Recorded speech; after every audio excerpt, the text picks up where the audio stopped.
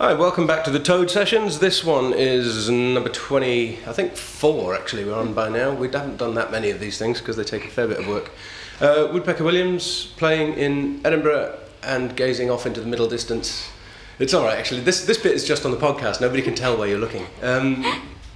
It's sort of weird, you've got quite a long and extensive back catalogue really, but at the same time doesn't seem to extend that far back in time. Yeah. But there's a lot of work there. Yeah. Is it taking you a while to settle into the kind of music that you're trying to make? I think so, yeah. It's been really lovely to have lots of kind of small imprints and labels wanting to release things, but also maybe, not a mistake, but I basically released the first thing I made, which I could have edited that a bit better maybe. But yeah, I think now I've got a better idea of the stuff I want to do. And what is it about yourself that feels different now, that you feel a bit more ready or a little bit more together, or is it just that you found your sound a little bit better, or what was it about those old recordings that didn't feel ready necessarily to be out there in retrospect? I think at the beginning, I was just kind of finding my way and trying out sounds and songs, and wasn't really confident with singing, didn't have any confidence in anything, but wanted to do it. But now maybe it's touring as well, and playing gigs and seeing what people respond to, and also what I enjoy, because I can get bored quite quickly. So if I'm just playing kind of harpy stuff, I get bored. So I kind of wanted to mix it up. Okay, well I'll ask you about that in a second, but this is the least harpy stuff song of the whole album. So Sparrow, the first section track you're going to play for us? Cool.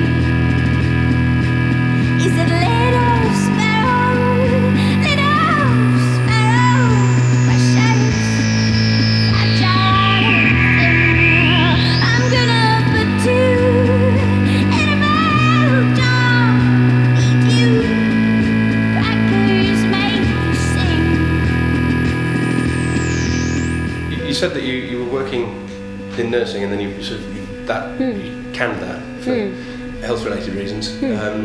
Has the music sort of brought you something different and better into your life that you were looking for?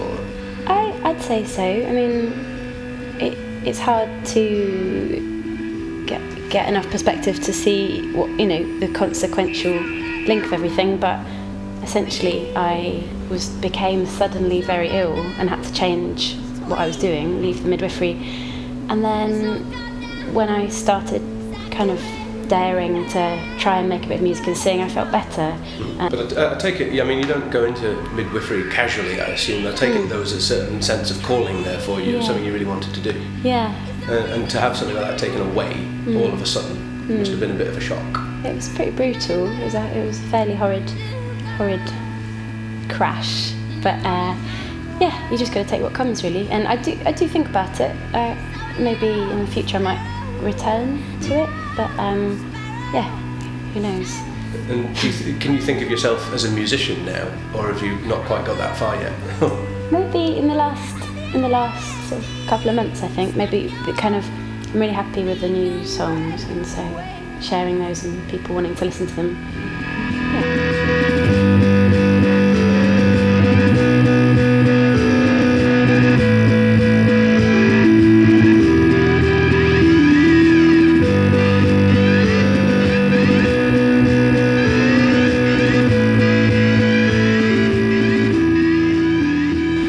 And the next track you're going to play is Gull, which is quite mean.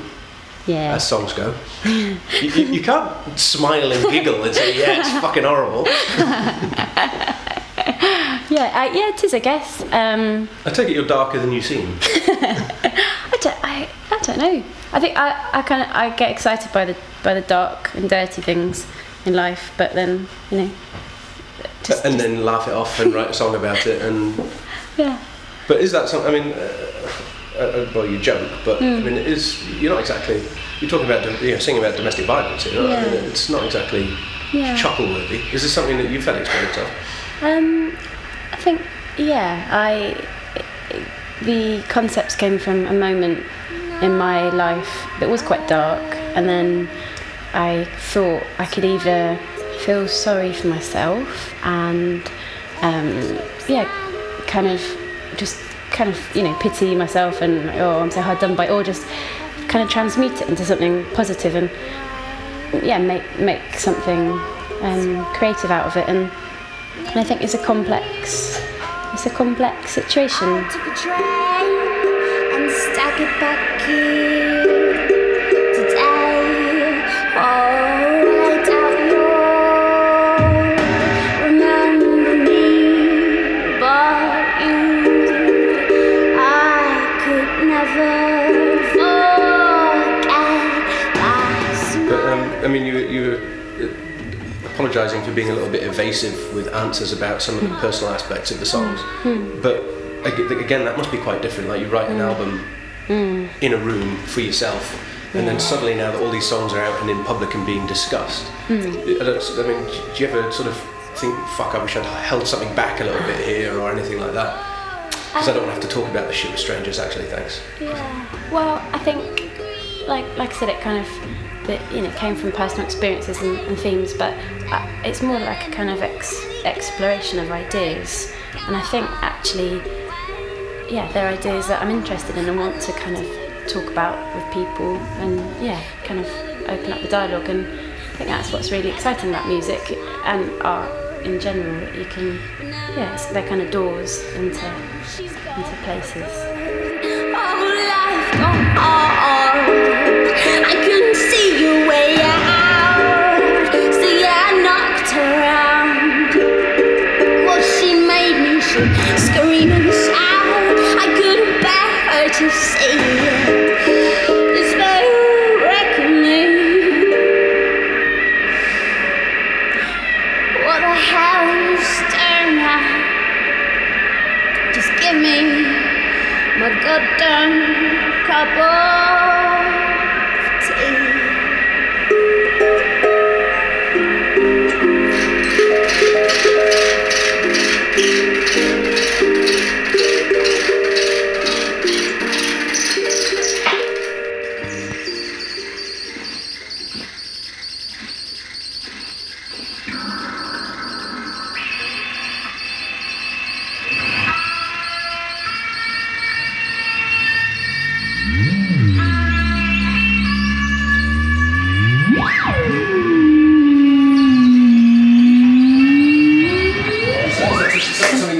Or is it something that you picked out somewhere? It's a Bug brand postcard weevil.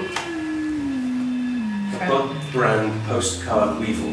It's a chap in Bristol called Tom Bug who makes little circuit board oscillators. That's amazing. Yeah, they've got loads of really cool stuff. But even with all of the electronic layering, you still play very live. It's not like you sort of pre-record a lot of backing tracks or anything, or it doesn't seem to be anyway. Yeah. Is that a holdover from the fact that you started out playing instruments and you want to play something live? Or? I think so. I mean, I've got a lot of respect for people that do use like pre-recorded stuff and sampling computers live, but for me, it's kind of like a little Woodpecker motto of always generating the sounds.